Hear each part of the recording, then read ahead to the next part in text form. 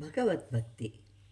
ಎಲ್ಲ ಪುರಾಣ ಶಾಸ್ತ್ರಗಳನ್ನು ಓದಲು ಮಾನವನ ಜೀವಿತ ಕಾಲ ಸಾಕಾಗೋದಿಲ್ಲ. ಆದ್ದರಿಂದ ಆ ಜ್ಞಾನವನ್ನು ಪಡಿಬೇಕಾದರೆ ಸಮುದ್ರದಂತೆ ಇರುವ ಜೀವಿತ ಕಾಲವು ಸಾಕಾಗೋದಿಲ್ಲ.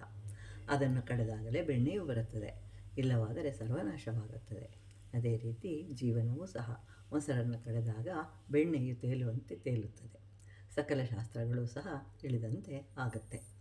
ಹಿಂದೆ ರಾಜಕುಮಾರರಿಗೆ 64 ವಿದ್ಯೆಗಳನ್ನು ಕಲಿಸ್ತಾಯಿದ್ರು. ಅದರಲ್ಲಿ ಕಳ್ಳತನವೂ ಒಂದು.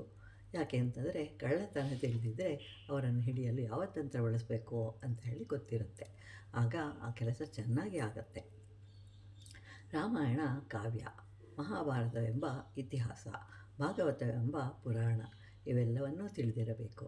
ಅದನ್ನು ತಿಳಿದುಕೊಂಡಾಗ ಆತ ಮೊದಲಿಗೆ ಮಾಡಿದ ತಪ್ಪನ್ನು ಮತ್ತೆ ಮಾಡುವುದಿಲ್ಲ.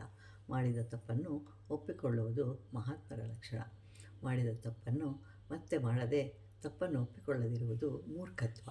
ಆದರೆ ಹಾಗೆ ಮಾಡದೆ ಮಾಡಿದ ತಪ್ಪನ್ನು ಬೇರೆಯವರ ಮೇಲೆ ಹಾಕಬಾರದು.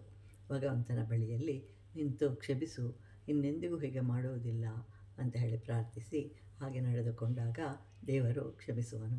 ಆದ್ದರಿಂದ ಭಗವಂತನ ಸೇವೆ ಬಹಳ ದೊಡ್ಡದು. ಭಗವಂತನ ಶಕ್ತಿ ಇನ್ನೂ ಹೆಚ್ಚಿನದು. ಮಾತಿನಲ್ಲಿ ಸತ್ಯ, ಧರ್ಮಾಚರಣೆ, ಮನಸ್ಸಿನಲ್ಲಿ ಭಗವನ್ನಾಮ ಸ್ಮರಣೆ, ಇದೇ ಭಗವದ್ಭಕ್ತಿ.